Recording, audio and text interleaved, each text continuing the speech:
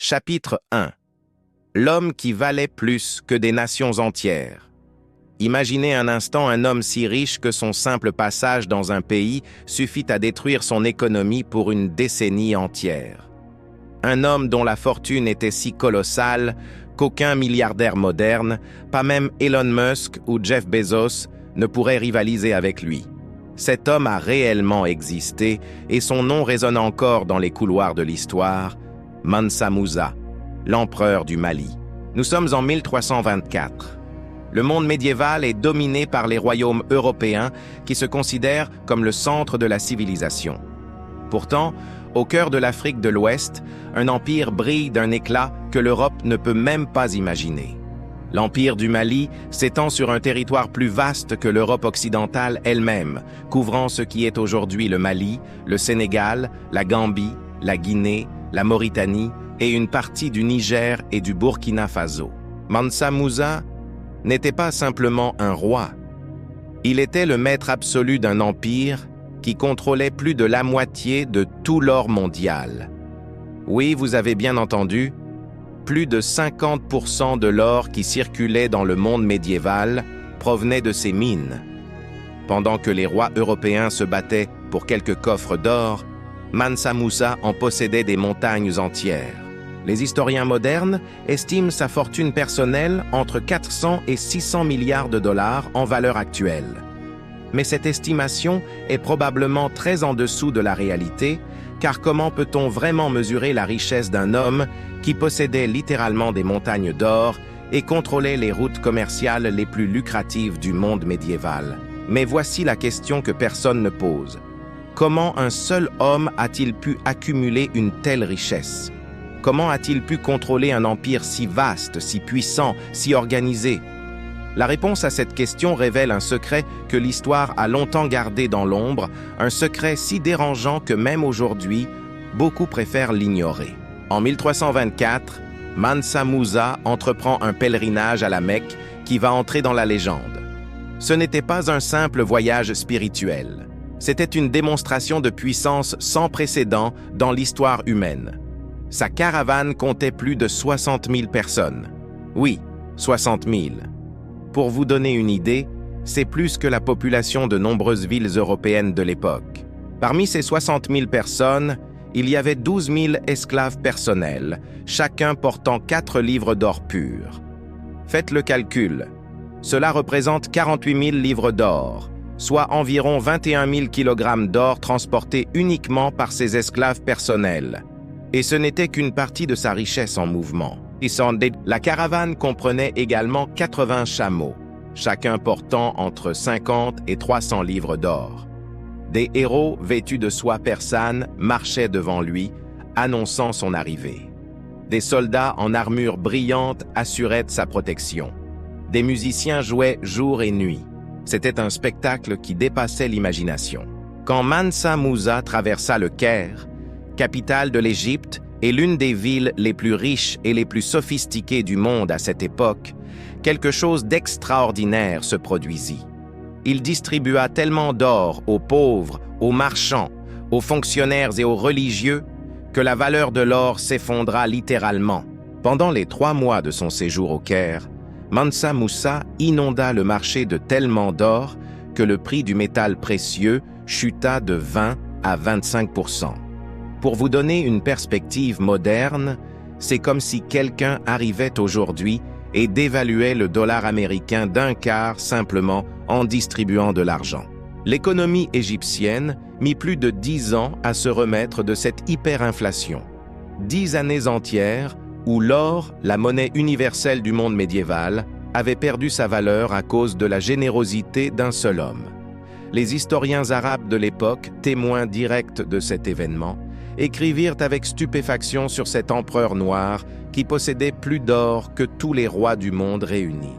Al-Umari, un historien arabe contemporain, écrivit « L'or était en si grande abondance au Caire qu'il ruina la valeur de l'argent. » Un autre chroniqueur nota « Jamais dans l'histoire de l'humanité, un seul homme n'avait possédé autant de richesses. » Mais d'où venait tout cet or? Comment Mansa Musa avait-il construit cette machine à richesse incroyable? La réponse se trouve dans les mines d'or de Bambouk et de Bouré, situées dans ce qui est aujourd'hui le Mali et le Sénégal. Ces mines étaient les plus riches du monde connu, produisant des tonnes d'or chaque année. Pourtant, l'or seul ne suffit pas à expliquer la puissance de l'Empire du Mali. L'or doit être extrait, traité, transporté et protégé. Il faut une infrastructure massive, une administration efficace, une armée puissante. Il faut des milliers et des milliers de travailleurs. Et c'est là que nous touchons au cœur sombre de cette histoire dorée. L'Empire du Mali fonctionnait grâce à un système complexe de main-d'œuvre forcée qui impliquait des dizaines de milliers d'esclaves. Mais attention, et c'est crucial de le comprendre, l'esclavage dans l'Empire du Mali n'était pas du tout comme l'esclavage que vous connaissez de l'histoire américaine ou européenne. Dans le système malien, les esclaves n'étaient pas définis par leur race. Un Malien pouvait devenir esclave s'il était capturé lors d'une guerre ou s'il ne pouvait pas payer ses dettes. Les captifs venaient des royaumes voisins conquis, des tribus rebelles soumises, des prisonniers de guerre. L'esclavage était une condition sociale, pas une condition raciale. Et voici ce qui rend ce système particulièrement complexe et dérangeant. Dans l'Empire du Mali, un esclave pouvait gravir les échelons de la société de manière impensable dans d'autres systèmes esclavagistes. Un esclave loyal et compétent pouvait devenir général, gouverneur, même conseiller du roi. Certains esclaves sont devenus si riches et si puissants qu'ils possédaient eux-mêmes des esclaves. Imaginez la complexité morale de cette situation. Un homme capturé lors d'une guerre, réduit en esclavage, qui grâce à son intelligence et sa loyauté devient général, commande des armées, conquiert d'autres territoires et capture à son tour des esclaves qui travailleront pour lui. C'était une réalité quotidienne dans l'Empire du Mali. Mansa Musa lui-même avait des esclaves qui étaient parmi les hommes les plus riches et les plus puissants de l'Empire. Ces généraux esclaves commandaient des armées de dizaines de milliers de soldats. Ces gouverneurs esclaves administraient des provinces entières. Ces marchands esclaves contrôlaient des routes commerciales s'étendant du Maroc au Nigeria, de l'Atlantique au désert du Sahara. Ce système créait une pyramide sociale extraordinairement complexe où la ligne entre libre et esclave devenait floue. Un esclave du roi pouvait avoir plus de pouvoir et de richesse qu'un homme libre ordinaire. Un noble appauvri pouvait envier la position d'un esclave royal prospère. Mais ne vous y trompez pas. Malgré ces possibilités d'ascension sociale, cela restait de l'esclavage. Ces hommes et ces femmes n'étaient pas libres. Ils appartenaient légalement à quelqu'un d'autre. Ils pouvaient être vendus, donnés, hérités, leur vie, leurs enfants, leur avenir était à la merci de leur maître, même si ce maître les traitait bien et leur donnait du pouvoir. L'infrastructure de l'Empire reposait sur ce système. Les mines d'or qui faisaient la richesse de Mansa Musa étaient exploitées par des milliers d'esclaves travaillant dans des conditions épouvantables. Creuser l'or n'était pas glamour. C'était un travail brutal, dangereux, épuisant. Les esclaves descendaient dans des tunnels étroits, respiraient de la poussière toxique, risquaient leur vie chaque jour pour extraire le métal précieux qui faisait briller l'Empire. Les champs agricoles qui nourrissaient l'Empire étaient cultivés par des esclaves. Les routes commerciales qui reliaient les villes étaient sécurisées par des soldats esclaves. Les palais magnifiques, les mosquées impressionnantes, les fortifications imprenables étaient construits par des esclaves. Chaque aspect de la grandeur de l'Empire du Mali reposait sur cette main-d'œuvre forcée. Et Mansa Musa le savait. Il en était parfaitement conscient. Son incroyable richesse, son pouvoir absolu, sa capacité à distribuer de l'or comme si c'était de la poussière, tout cela existait grâce à un système qui réduisait des dizaines de milliers d'êtres humains en propriété. Voici ce qui rend cette histoire particulièrement troublante. Mansa Musa était profondément religieux. Son pèlerinage à la Mecque n'était pas une simple démonstration de pouvoir. C'était un acte de foi sincère. Il a construit des mosquées dans toutes les villes qu'il traversait. Il a financé des écoles coraniques. Il a ramené des érudits arabes au Mali pour développer l'éducation islamique. Il priait 5 fois par jour. Il jeûnait pendant le Ramadan. L'islam, même au XIVe siècle, avait des règles strictes concernant le traitement des esclaves. Le Coran encourageait l'affranchissement des esclaves comme acte de piété. Il interdisait la cruauté envers eux. Il leur donnait certains droits. Mansa Musa connaissait ces enseignements. Il les suivait dans certains aspects de sa vie. Pourtant, il maintenait et développait un système d'esclavage massif. Cette contradiction n'était pas unique à Mansa Musa. Elle existait dans tout le monde islamique médiéval, tout comme elle existait dans le monde chrétien. Les êtres humains ont toujours eu cette capacité étrange de compartimenter leur moralité, de justifier l'injustifiable, de maintenir des croyances contradictoires sans que cela ne les dérange vraiment.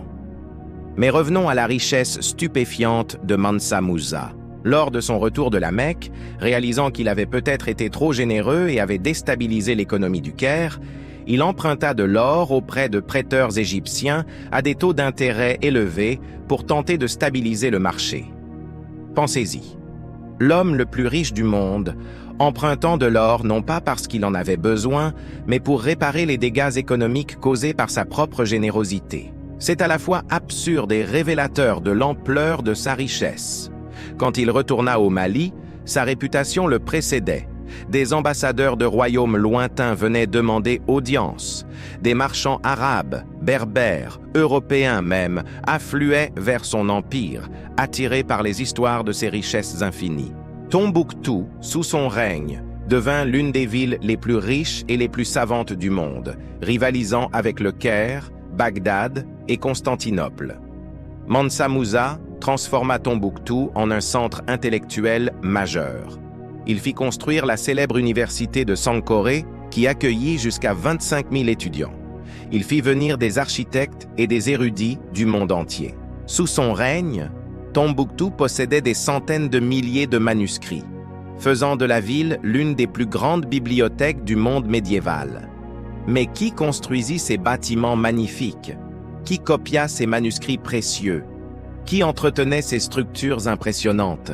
Derrière chaque monument de l'âge d'or du Mali, il y avait des mains d'esclaves qui travaillaient, construisaient, maintenaient. L'empire s'étendait sur plus de 2 millions de kilomètres carrés. Pour gouverner un territoire aussi vaste, Mansa Musa avait besoin d'une administration sophistiquée et d'une armée puissante. Son armée comptait plus de 100 000 soldats, dont une partie significative était composée d'esclaves guerriers. Ces soldats esclaves n'étaient pas des combattants réticents. Beaucoup étaient des guerriers d'élite, farouchement loyaux à l'empereur parce que leur statut dans l'armée leur donnait un prestige et un pouvoir qu'ils n'auraient jamais pu obtenir autrement. C'est ici que le système devient vraiment fascinant et troublant. Ces esclaves guerriers protégeaient l'Empire, mais ils participaient aussi aux campagnes militaires qui capturaient d'autres personnes qui deviendraient à leur tour des esclaves. Les victimes d'hier devenaient les oppresseurs d'aujourd'hui. C'était un cycle perpétuel qui alimentait la machine impériale. Mansa Musa régna pendant 25 ans, de 1312 à 1337. Pendant ce quart de siècle, il transforma le Mali en l'une des civilisations les plus avancées de son époque. Mais cette grandeur avait un coût humain que l'histoire préfère souvent oublier. Quand il mourut en 1337, il laissa derrière lui un empire à son apogée, une capitale éblouissante, une réputation légendaire et un système d'esclavage profondément enraciné qui continuerait pendant des siècles. Son héritage est complexe, contradictoire, fascinant et profondément troublant. Aujourd'hui, quand nous parlons de Mansa Musa, nous nous concentrons sur sa richesse légendaire, sur son pèlerinage extraordinaire, sur les universités et les mosquées qu'il a construites. Mais nous passons souvent sous silence les dizaines de milliers d'esclaves qui ont rendu tout cela possible. Pourquoi? Parce que cette vérité complique le récit. Elle rend inconfortable une histoire que nous aimerions célébrer sans réserve. Mais l'histoire n'est jamais simple. Les héros ont des ombres. Les civilisations brillantes ont des fondations sombres. Et si nous voulons vraiment comprendre le passé, nous devons regarder l'ensemble du tableau, pas seulement les parties qui nous plaisent. Mansa Musa était un homme extraordinaire qui a accompli des choses remarquables. Il était aussi un homme qui a maintenu et développé un système brutal d'exploitation humaine. Ces deux vérités coexistent, et nous devons accepter cette complexité si nous voulons vraiment apprendre de l'histoire. Si cette révélation vous a captivé, n'oubliez pas de liker cette vidéo et de vous abonner à Lumière Noire. Activez la cloche pour ne manquer aucune vérité historique. Le chapitre suivant révélera des secrets encore plus troublants sur le système d'esclavage de l'Empire du Mali. Restez avec nous. Chapitre 2. La machine de guerre et le moteur de richesse. Maintenant que vous comprenez l'ampleur de la richesse de Mansa Musa, il est temps de plonger dans les mécanismes secrets qui ont rendu cette richesse possible.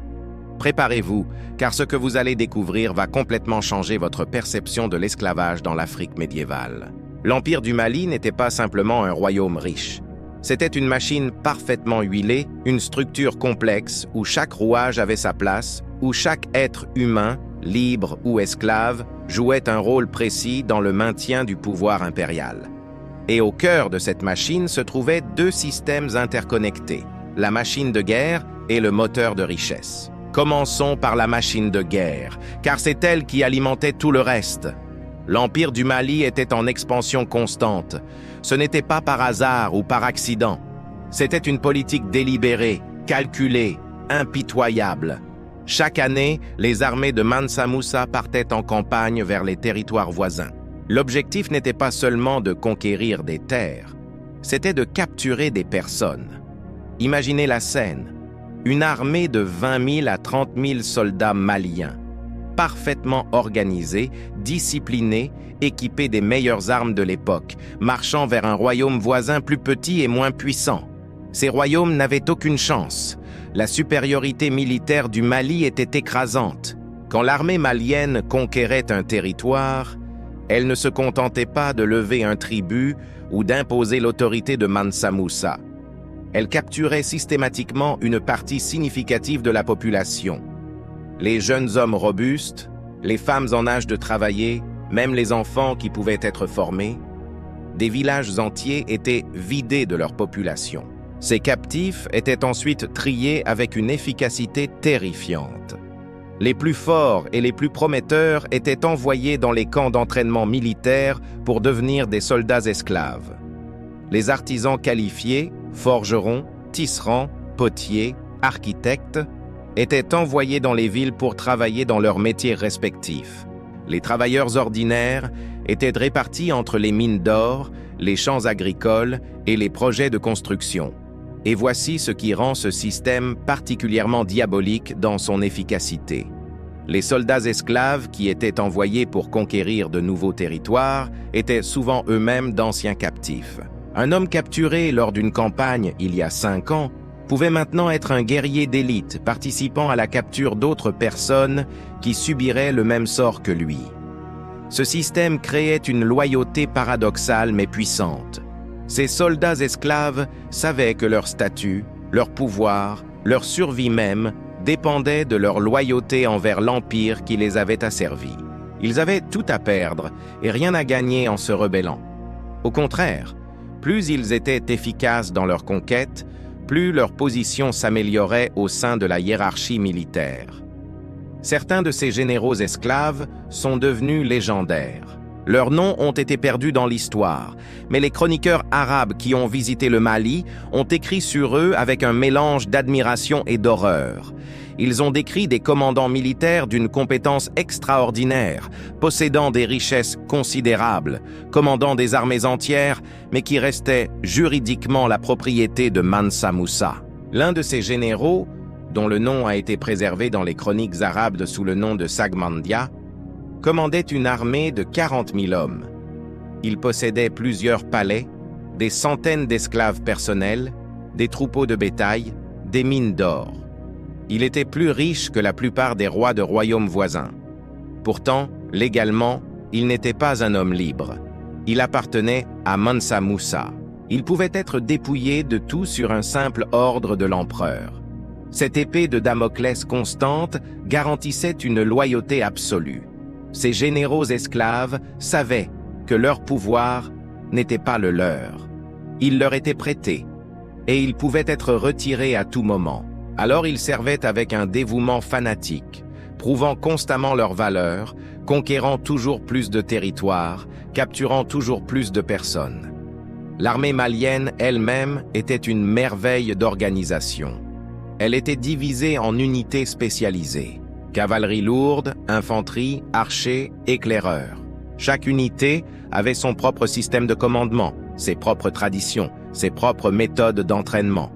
Et une partie significative de ces soldats, les estimations varient entre 30 et 50%, étaient des esclaves. Ces soldats esclaves n'étaient pas traités comme de la chair à canon.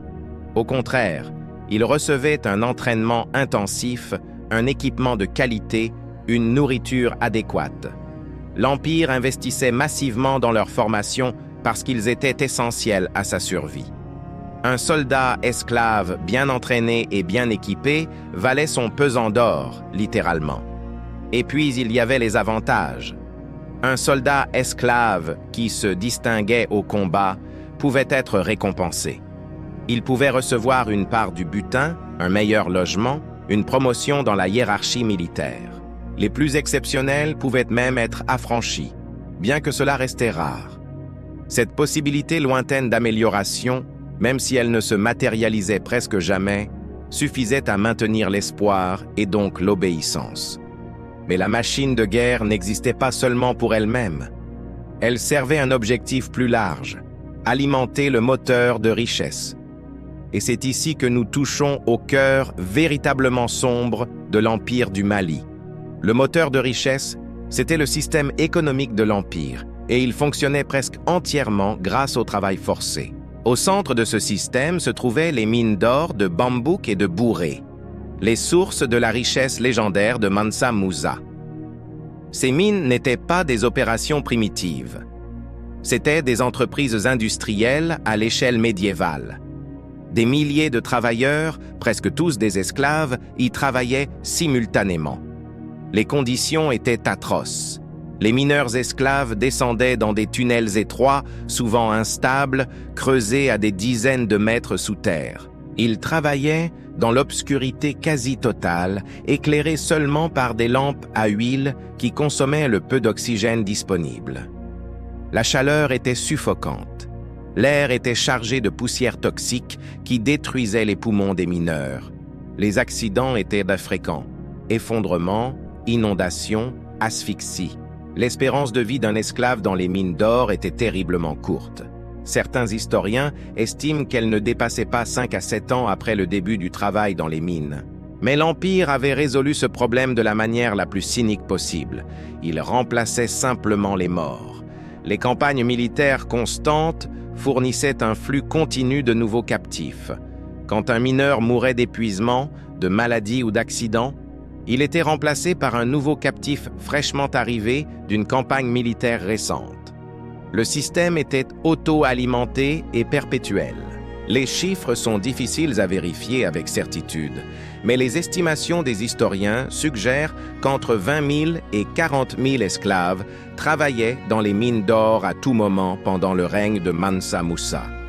Si nous prenons en compte le taux de mortalité élevé et la durée de son règne de 25 ans, cela signifie que des centaines de milliers de personnes ont probablement travaillé et sont mortes dans ces mines pour extraire l'or qui a fait la gloire de Mansa Musa. Chaque once d'or que Mansa Musa a distribué si généreusement au Caire était teintée du sang et de la sueur de ces mineurs esclaves anonymes. Chaque pièce d'or qui a payé la construction d'une mosquée magnifique ou d'une université prestigieuse représentait des heures de travail épuisant dans des conditions inhumaines. Mais les mines n'étaient qu'une partie du moteur de richesse. L'agriculture était tout aussi essentielle. L'Empire du Mali devait nourrir une population de plusieurs millions de personnes, dont des centaines de milliers vivant dans les villes. Cela nécessitait une production agricole massive. Les champs qui entouraient les grandes villes du Mali s'étendaient sur des kilomètres. Des cultures de mil, de sorgho, de riz, de coton couvraient d'immenses surfaces. Et qui travaillait ces champs? Des esclaves agricoles par dizaines de milliers. Le travail agricole, bien que moins dangereusement mortel que le travail dans les mines, était néanmoins brutale. Les esclaves travaillaient du lever au coucher du soleil, souvent sous un soleil impitoyable. Ils plantaient, récoltaient, irriguaient, stockaient. Le rythme était implacable, surtout pendant les saisons de plantation et de récolte. Contrairement aux esclaves des mines qui étaient considérés comme jetables, les esclaves agricoles représentaient un investissement à plus long terme. Ils étaient généralement mieux traités, pas par bonté morale, mais par calcul économique. Un esclave agricole en bonne santé pouvait travailler pendant 20 ou 30 ans. Il valait donc la peine de le maintenir en vie et relativement en bonne santé. Certains esclaves agricoles vivaient dans des conditions qui ressemblaient presque à celles des paysans libres. Ils avaient leur propre petite parcelle pour cultiver de la nourriture pour leur famille. Ils pouvaient parfois vendre leur surplus au marché et garder une partie minuscule des profits. Quelques-uns pouvaient même, avec des décennies de travail acharné et d'épargne, acheter leur liberté ou celle de leurs enfants. Mais ne nous y trompons pas. Ces privilèges n'étaient que des miettes, des moyens calculés de maintenir la productivité et de prévenir les rébellions. Ces hommes et ces femmes n'étaient pas libres. Leurs enfants naissaient esclaves. Ils pouvaient être vendus, séparés de leur famille, punis ou tués selon le caprice de leur maître. Et puis, il y avait le commerce, l'autre pilier du moteur de richesse. L'Empire du Mali contrôlait les routes commerciales transsahariennes les plus importantes. Ces routes reliaient l'Afrique subsaharienne au monde méditerranéen, transportant de l'or, du sel, de l'ivoire, des esclaves vers le nord et des textiles, des chevaux, des produits manufacturés vers le sud. Le sel en particulier était presque aussi précieux que l'or dans l'économie malienne. Les célèbres mines de sel de Tagaza, dans le désert du Sahara, produisaient des tonnes de sel chaque année. Et qui travaillait dans ces mines? Dans l'une des régions les plus inhospitalières de la planète? Des esclaves, bien sûr. Imaginez, des hommes forcés de travailler dans le désert brûlant, extrayant du sel jour après jour, respirant de la poussière saline qui détruisait leurs poumons, brûlés par le soleil implacable, avec peu d'eau et de nourriture. Tagaza était considérée comme l'une des affectations les plus redoutées dans tout l'Empire. C'était essentiellement une condamnation à mort différée. Le sel extrait était transporté par des caravanes d'esclaves à travers le désert. Des caravanes de centaines, parfois de milliers de chameaux, accompagnés par des esclaves qui marchaient à côté, transportant des charges supplémentaires, guidant les animaux, montant les camps chaque soir. Le voyage à travers le Sahara prenait des mois. Beaucoup mouraient en route. Une fois le sel arrivé dans les villes du Mali, il était échangé contre de l'or. Et devinez qui effectuait physiquement ces échanges commerciaux? Qui gérait les entrepôts? Qui transportait les marchandises? En grande partie, des esclaves commerçants. Voici où le système devient encore plus complexe. Certains de ces esclaves commerçants sont devenus extrêmement riches et influents. Ils gérèrent les affaires commerciales de leurs maîtres, négociaient des contrats valant des fortunes, voyageaient à travers l'Empire et même au-delà de ses frontières. Quelques-uns sont devenus si essentiels au commerce impérial qu'ils avaient un pouvoir économique considérable. Mais encore une fois, tout ce pouvoir était conditionnel. Ces esclaves commerçants riches pouvaient perdre tout ce qu'ils avaient sur un simple caprice de leur maître. Leur richesse n'était pas vraiment la leur. Elle appartenait légalement à la personne qui les possédait. Ce système créait des situations absurdes où un esclave commerçant pouvait négocier un contrat commercial avec un roi étranger, pouvait posséder ses propres esclaves, pouvait vivre dans un palais luxueux, mais ne pouvait pas légalement posséder sa propre personne. Il était riche, mais pas libre, puissant, mais pas indépendant. L'infrastructure même de l'Empire dépendait du travail forcé. Les routes qui connectaient les villes étaient construites et entretenues par des esclaves. Les ponts sur les rivières, les caravansérails pour les voyageurs, les fortifications militaires, les palais, les mosquées, les marchés, tout était construit par des mains d'esclaves. Tombouctou, la ville légendaire que Mansa Moussa a transformée en centre intellectuel du monde médiéval. était un monument au travail forcé. Les magnifiques bâtiments en briques de terre cuite, les mosquées impressionnantes, les bibliothèques vastes, tout cela a été construit par des milliers d'esclaves travaillant sous la direction d'architectes et d'artisans, dont beaucoup étaient eux-mêmes d'anciens esclaves qui avaient gagné leur liberté ou une position privilégiée. La grande mosquée de Djenné, l'un des monuments les plus célèbres de l'architecture africaine, a nécessité le travail de milliers d'ouvriers sur plusieurs années. La majorité de ces ouvriers étaient des esclaves. Chaque brique de terre, chaque poutre de bois, chaque détail architectural représente des heures de travail forcé. Et pendant tout ce temps, Mansa Moussa était célébré comme un roi pieux, généreux, éclairé. Les érudits arabes qui visitaient son empire écrivaient avec admiration sur son engagement envers l'islam, sa générosité envers les pauvres, son soutien à l'éducation et à la religion. Très peu mentionnaient les dizaines de milliers d'esclaves qui rendaient tout cela possible. Pourquoi cette omission? Parce que dans le monde médiéval, que ce soit en Europe, au Moyen-Orient, en Asie ou en Afrique, l'esclavage était considéré comme normal, même nécessaire. C'était le fondement sur lequel les grandes civilisations étaient construites. Personne ne le remettait vraiment en question. Même les érudits et les religieux qui vivaient à Tombouctou, qui étudiaient les textes sacrés, qui enseignaient la philosophie et l'éthique, possédaient souvent des esclaves. Ils ne voyaient aucune contradiction entre leur foi religieuse et la possession d'autres êtres humains. L'esclavage était si profondément enraciné dans la structure sociale qu'il était invisible, comme l'air qu'on respire. Mais ce qui rend le système malien particulièrement fascinant et troublant, c'est sa sophistication. Ce n'était pas un système brutal et simple où les maîtres opprimaient les esclaves par la force pure. C'était un système nuancé, stratifié, avec des incitations, des récompenses, des possibilités d'avancement. Un esclave intelligent et ambitieux pouvait, avec beaucoup de chance et de compétences, améliorer significativement sa condition. Il ne deviendrait probablement jamais libre, mais il pourrait devenir riche, puissant, respecté. Cette possibilité, aussi mince soit-elle, suffisait à maintenir l'ordre social. Le système créait également des divisions parmi les esclaves eux-mêmes. Les esclaves privilégiés, soldats d'élite, commerçants prospères, artisans qualifiés, avaient un intérêt dans le maintien du système. Ils ne voulaient pas une révolution qui pourrait détruire leur position relativement avantageuse. Ils devenaient, en quelque sorte, complices de leur propre oppression. C'est peut-être l'aspect le plus diabolique du système.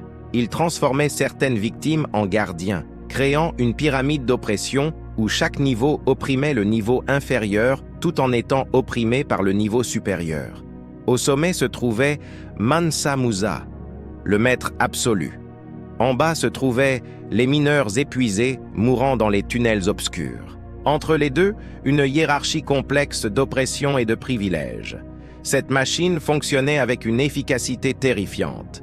Année après année, elle produisait des tonnes d'or, nourrissait des millions de personnes, construisait des villes magnifiques, soutenait une armée puissante.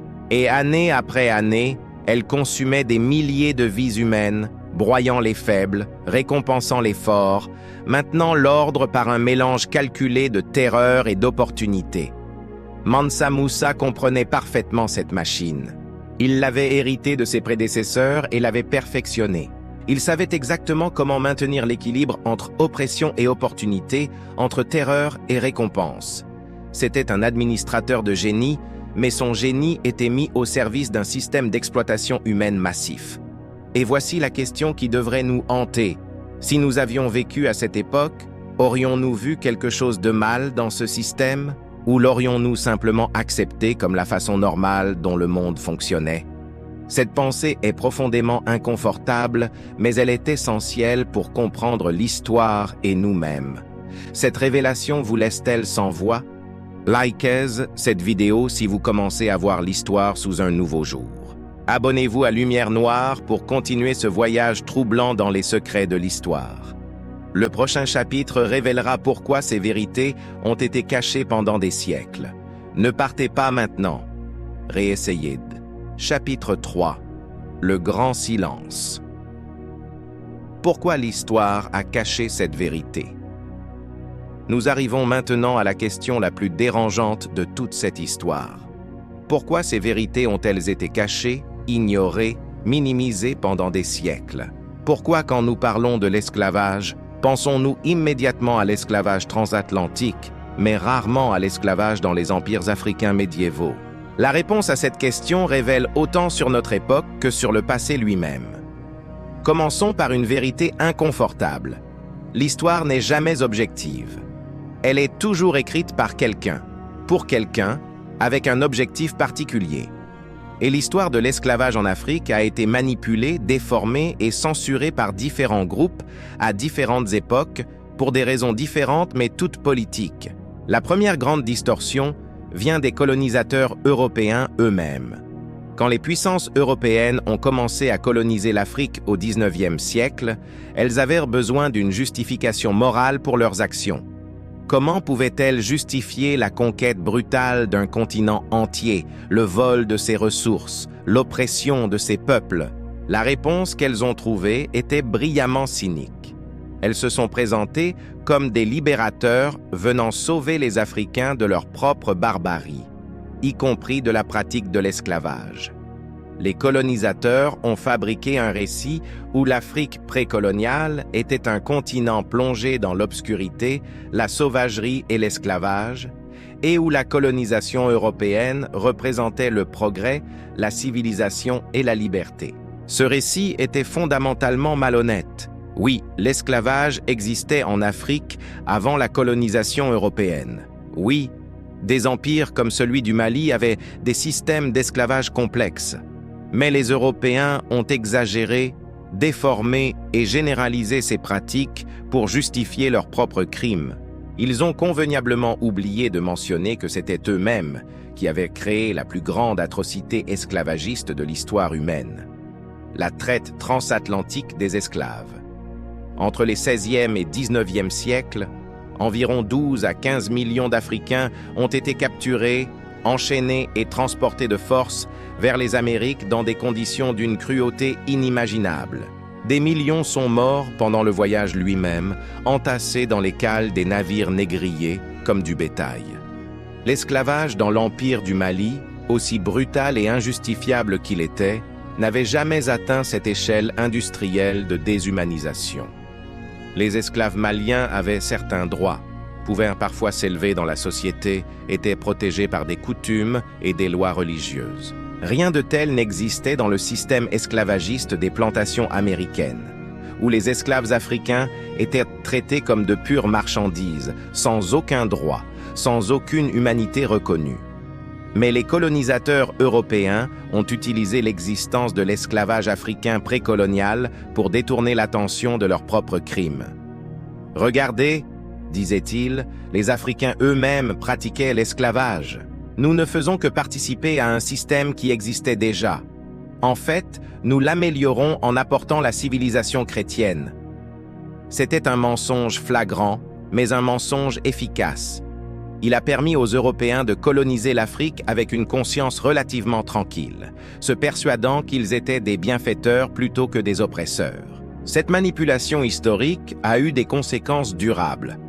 Pendant des décennies, l'histoire africaine enseignée dans les écoles occidentales commençait essentiellement avec l'arrivée des Européens. Tout ce qui s'était passé avant était présenté comme une période obscure de tribalisme et de barbarie. Les grandes civilisations africaines comme l'Empire du Mali étaient soit ignorées, soit caricaturées. Puis, dans les années 1950 et 1960, alors que les pays africains accédaient à l'indépendance, un mouvement de révision historique a commencé. Des historiens africains et afro-américains ont entrepris de corriger le récit colonial, de restaurer la dignité et la complexité de l'histoire africaine. Ce mouvement était nécessaire et important. Il a révélé au monde l'existence de civilisations africaines sophistiquées, riches et puissantes qui avaient existé bien avant la colonisation. Il a montré que l'Afrique n'était pas un continent sans histoire, comme l'avaient prétendu les colonisateurs. il a restauré des figures comme Mansa Musa, Sundiata Keita, les rois du royaume du Congo, dans leur juste place dans l'histoire mondiale. Mais ce mouvement de révision historique a fait face à un dilemme moral douloureux. Comment célébrer ces grandes civilisations africaines tout en reconnaissant qu'elles étaient construites, en partie, sur l'esclavage? Comment restaurer la fierté africaine tout en admettant ces vérités inconfortables? La réponse pour beaucoup a été le silence sélectif. Ils ont mis en avant les réalisations architecturales, intellectuelles et économiques de ces civilisations, mais ont minimisé ou ignoré le rôle de l'esclavage dans ces accomplissements. Ils ont présenté l'esclavage africain précolonial comme fondamentalement différent et plus humain que l'esclavage européen, ce qui était vrai dans une certaine mesure, mais qui risquait de minimiser la souffrance réelle des esclaves africains sous des maîtres africains. Cette approche était compréhensible sur le plan émotionnel et politique. Après des siècles de dénigrement raciste, après des décennies de colonisation brutale, les Africains et les descendants d'Africains voulaient désespérément quelque chose dont ils pouvaient être fiers, des héros qu'ils pouvaient célébrer sans réserve. Reconnaître que ces héros étaient aussi des propriétaires d'esclaves compliquait ce récit de fierté. De plus, il y avait une crainte légitime que reconnaître l'esclavage africain précolonial ne donne des munitions aux racistes qui cherchaient à minimiser l'horreur unique de la traite transatlantique. Si les Africains pratiquaient déjà l'esclavage, argumentaient ces racistes, alors les Européens n'étaient pas vraiment pires. C'était un argument malhonnête et moralement répugnant, mais il était régulièrement utilisé.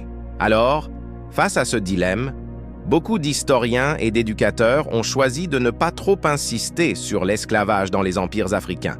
Ils en parlaient, mais brièvement, sans détail, sans vraiment explorer ses implications. C'est devenu un sujet tabou, quelque chose qu'on mentionnait du bout des lèvres avant de passer rapidement à autre chose. Cette censure tacite est devenue encore plus prononcée avec l'émergence du mouvement afrocentrique dans les années 1980 et 1990. L'afrocentrisme cherchait à placer l'Afrique et les Africains au centre de l'histoire mondiale, à contrer des siècles d'eurocentrisme qui avaient marginalisé les contributions africaines. Encore une fois, c'était un objectif noble et nécessaire. Mais certains éléments du mouvement afrocentrique sont tombés dans le piège de créer une contre-mythologie tout aussi déformée que celle qu'elle cherchait à remplacer. Dans cette contre-mythologie, l'Afrique précoloniale devenait un paradis perdu, une terre de sagesse, d'harmonie et de justice, corrompue seulement par l'arrivée des Européens. Cette vision romantique ne laissait pas de place pour les vérités inconfortables. L'esclavage dans les empires africains, les guerres de conquête, les injustices internes, tout cela était minimisé ou attribué à l'influence externe. Mansa Musa devenait un héros sans faille, un philanthrope généreux, un leader visionnaire, point final. Mentionner ces dizaines de milliers d'esclaves était considéré comme une trahison, une complicité avec le récit raciste européen. Mais voici le problème fondamental avec cette approche. La vérité ne disparaît pas simplement parce qu'on refuse de la regarder. Au contraire, quand on cache délibérément des vérités historiques, on crée un vide que d'autres peuvent remplir avec leurs propres récits, souvent plus déformés encore. Les suprémacistes blancs et les racistes ont rapidement découvert l'existence de l'esclavage dans l'Afrique précoloniale, et ils l'ont utilisé exactement comme les historiens africains l'avaient craint. « Voyez, disent-ils, l'esclavage était une tradition africaine. Les Africains vendaient leurs propres frères. Nous, les Européens, ne faisions que participer à un commerce déjà établi. En fait, les Africains sont autant responsables de l'esclavage que nous. » C'est un argument profondément malhonnête qui ignore les différences fondamentales entre l'esclavage africain traditionnel et l'esclavage racial industrialisé de la traite transatlantique. Mais c'est un argument qui gagne du terrain précisément parce que l'histoire mainstream a créé un vide d'information. Quand les gens découvrent par eux-mêmes que l'esclavage existait en Afrique avant la colonisation, quelque chose qu'on ne leur a jamais enseigné à l'école, ils se sentent trompés. Ils commencent à se demander quoi d'autre leur a été caché. Et malheureusement, certains tombent dans les théories révisionnistes racistes qui exploitent cette découverte. C'est pourquoi le silence sur ces questions est non seulement intellectuellement malhonnête, mais aussi stratégiquement contre-productif. La seule façon de combattre les mensonges racistes est avec la vérité complète, pas avec des demi-vérités ou des omissions stratégiques. La vérité complète est complexe et nuancée. Oui, l'esclavage existait dans l'Empire du Mali et dans d'autres civilisations africaines précoloniales. Oui, des Africains ont asservi d'autres Africains. Oui, certains Africains ont participé à la traite transatlantique en vendant des captifs aux Européens. Ces faits sont indéniables et doivent être reconnus. Mais ces faits doivent être compris dans leur contexte. L'esclavage africain précolonial était fondamentalement différent de l'esclavage racial de plantation. Il n'était pas basé sur la race. Les esclaves avaient certains droits et protections. Ils pouvaient parfois gagner leur liberté ou améliorer leurs conditions. Leurs enfants n'étaient pas automatiquement condamnés à être esclaves pour toujours. Le système était brutal et injustifiable, mais il n'était pas le même que l'holocauste racial de la traite transatlantique. De plus, quand les Européens sont arrivés avec leur demande insatiable d'esclaves pour les plantations américaines, ils ont complètement transformé et amplifié l'esclavage africain. Avant la traite transatlantique, l'esclavage en Afrique était limité par l'utilité économique des esclaves dans les sociétés africaines elles-mêmes. Mais la demande européenne a créé une économie d'exportation d'esclaves qui a dévasté des régions entières de l'Afrique. Des royaumes côtiers ont abandonné leurs économies traditionnelles pour se spécialiser dans la capture et la vente d'esclaves. Des guerres ont été lancées dans le seul but de capturer des personnes à vendre. Des millions de personnes ont été arrachées à leurs terres et expédiées vers une mort presque certaine ou une vie de misère inimaginable. L'échelle et l'horreur de ce système n'avaient aucun précédent dans l'histoire africaine. Donc oui, les Africains pratiquaient l'esclavage avant l'arrivée des Européens. Mais non, cela ne rend pas les Africains également responsables de la traite transatlantique. L'échelle, la nature raciale et la cruauté systématique de l'esclavage de plantation étaient des innovations européennes, pas africaines. Reconnaître l'existence de l'esclavage dans l'Afrique précoloniale ne diminue en rien l'horreur de la traite transatlantique. Au contraire, cela nous permet de comprendre l'histoire dans toute sa complexité tragique. Mais pourquoi cette nuance est-elle si difficile à maintenir dans le discours public? Pourquoi tombons-nous constamment dans des extrêmes, soit idéaliser l'Afrique précoloniale comme un paradis sans défaut, soit la diaboliser comme un continent barbare? La réponse réside dans notre besoin psychologique de récits simples. Nous voulons des héros purs et des méchants absolus. Nous voulons savoir qui sont les bons et qui sont les méchants. La complexité est inconfortable. Elle exige que nous maintenions des pensées contradictoires simultanément. Elle résiste aux conclusions faciles. Mansa Moussa était un leader visionnaire qui a transformé le Mali en une puissance mondiale. Il était aussi un propriétaire d'esclaves massifs dont la richesse était construite sur l'exploitation humaine. Ces deux choses sont vraies simultanément. Nous devons être capables de tenir ces deux vérités ensemble sans les minimiser ni les exagérer.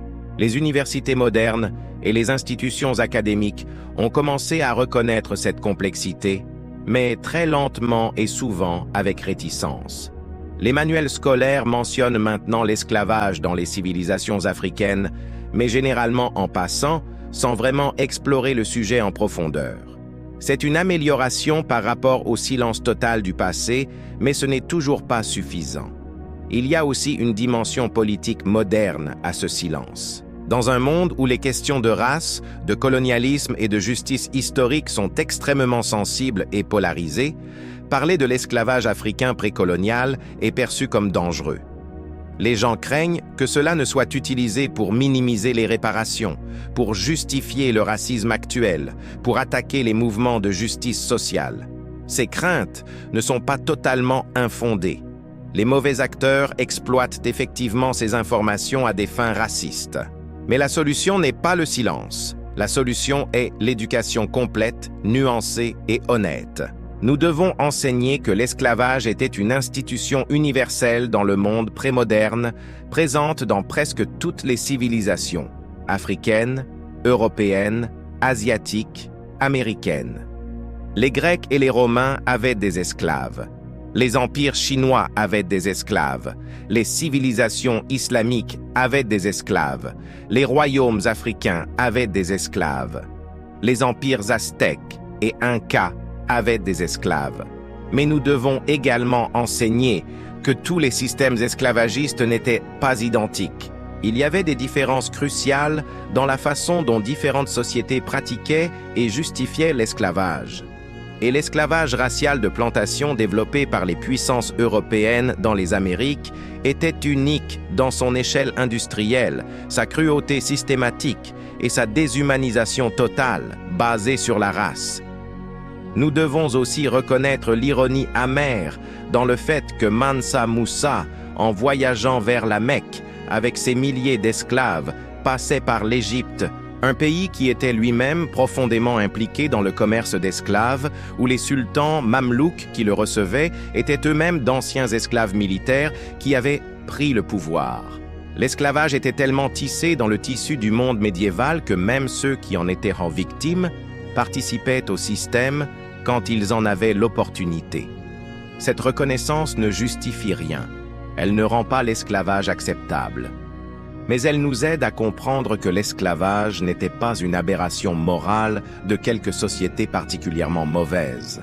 C'était une institution quasi universelle que presque toutes les sociétés prémodernes considéraient comme normale et nécessaire. Ce qui a changé, c'est que nous, dans le monde moderne, avons finalement reconnu l'horreur morale fondamentale de l'esclavage. Nous avons développé une conscience morale qui rejette catégoriquement l'idée qu'un être humain peut posséder un autre être humain. C'est un progrès moral réel et important. Mais ce progrès moral ne nous donne pas le droit de juger les sociétés passées par nos standards actuels sans comprendre leur contexte. Mansa Musa vivait dans un monde où l'esclavage était considéré comme normal par tout le monde. Musulmans, chrétiens, bouddhistes, hindous, animistes. Il n'avait pas accès au concept de droits humains universels que nous tenons pour acquis aujourd'hui. Cela ne l'excuse pas. Mais cela nous aide à comprendre pourquoi un homme qui était sincèrement pieux, généreux et concerné par la justice pouvait simultanément posséder des milliers d'esclaves sans y voir de contradiction.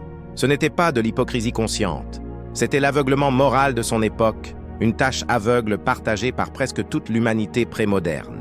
Aujourd'hui, nous avons nos propres tâches aveugles morales. Dans quelques siècles, nos descendants regarderont probablement certaines de nos pratiques actuelles avec le même horreur que nous regardons l'esclavage. Ils se demanderont comment nous pouvions tolérer telle ou telle injustice qui nous semble normale aujourd'hui. Cette pensée devrait nous rendre humbles dans nos jugements du passé, tout en nous motivant à examiner critiquement notre propre époque. L'héritage de l'Empire du Mali et de Mansa Musa est donc profondément complexe. D'un côté, c'était une civilisation extraordinaire qui a produit des réalisations remarquables en architecture, en éducation, en commerce et en gouvernance. Tombouctou était véritablement un centre de savoir mondial. Les manuscrits préservés là-bas témoignent d'une sophistication intellectuelle impressionnante. L'organisation administrative de l'Empire était avancée pour son époque. D'un autre côté, cette grandeur était construite sur l'exploitation systématique de dizaines de milliers d'êtres humains réduits en esclavage. Chaque monument, chaque texte savant, chaque once d'or représentait la sueur et souvent la mort de personnes dont les noms ont été perdus dans l'histoire, dont les souffrances ont été effacées, dont l'humanité a été niée. Comment réconcilier ces deux réalités? La réponse honnête est « nous ne pouvons pas vraiment ». Nous ne pouvons que les tenir ensemble, reconnaître la tension entre elles et refuser les simplifications confortables qui nous permettraient d'ignorer l'une ou l'autre.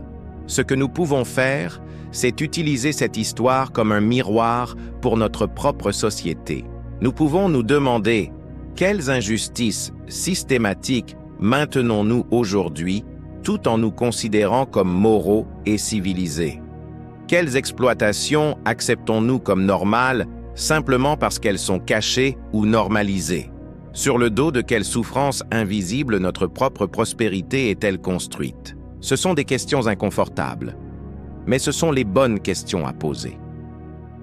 L'histoire ne devrait pas simplement nous donner des leçons morales simples sur le bien et le mal. Elle devrait nous rendre plus conscients de la complexité morale, plus sceptiques de nos propres certitudes, plus capables de voir les structures d'injustice qui semblent invisibles parce qu'elles sont normalisées. L'histoire de Mansa Musa et de son empire d'or et d'esclaves n'est pas une histoire simple d'héroïsme ou de vilainie. C'est une histoire de grandeur humaine et d'échecs moraux coexistants, de réalisations extraordinaires construites sur des fondations profondément injustes. C'est en d'autres termes une histoire profondément humaine. Le silence qui a entouré cette histoire pendant si longtemps nous a appauvris tous. Il a privé les Africains et les descendants d'Africains d'une compréhension complète de leur histoire, remplaçant la complexité réelle par des mythes simplistes. Il a permis aux racistes de remplir le vide avec leurs propres récits déformés. Il nous a tous empêchés d'apprendre les leçons morales complexes que cette histoire peut enseigner. Briser ce silence n'est pas facile. Cela exige du courage intellectuel. Cela exige que nous abandonnions les récits confortables et que nous embrassions la complexité inconfortable. Cela exige que nous résistions à la tentation de juger le passé par des standards simples et que nous nous engagions plutôt dans la difficile tâche de comprendre. Mais cette tâche en vaut la peine, car ce n'est qu'en confrontant honnêtement toutes les dimensions de notre histoire, les lumineuses et les sombres, les héroïques et les honteuses, que nous pouvons vraiment apprendre d'elles. Ce n'est qu'en acceptant la pleine complexité humaine de nos ancêtres que nous pouvons espérer comprendre notre propre complexité humaine. Mansa Musa était l'homme le plus riche de l'histoire. Il était aussi l'un des plus grands propriétaires d'esclaves de l'histoire. Ces deux faits sont vrais. L'Empire du Mali était l'une des civilisations les plus avancées de son époque. Il était aussi construit sur un système massif d'exploitation humaine. Ces deux faits sont vrais. Tenir ces vérités ensemble, refuser de choisir l'une au détriment de l'autre, c'est le défi que l'histoire nous lance. C'est un défi que nous devons accepter si nous voulons vraiment comprendre non seulement le passé, mais aussi nous-mêmes et le monde dans lequel nous vivons aujourd'hui. Le grand silence autour de ces vérités doit prendre fin. Non pas pour attaquer ou défendre, pour glorifier ou condamner, mais simplement pour comprendre. Car ce n'est que dans la compréhension complète et honnête du passé que nous pouvons espérer construire un avenir meilleur. Vous venez de découvrir une vérité que beaucoup préfèrent ignorer. Si cette exploration vous a ouvert les yeux, likez cette vidéo et abonnez-vous à Lumière Noire pour plus de vérités historiques cachées. Partagez cette vidéo pour que d'autres découvrent ces réalités. Dites-moi dans les commentaires, cette histoire a-t-elle changé votre perspective? Quelle partie vous a le plus marqué? Ensemble, illuminons les zones d'ombre de l'histoire. À bientôt pour une nouvelle révélation sur Lumière Noire.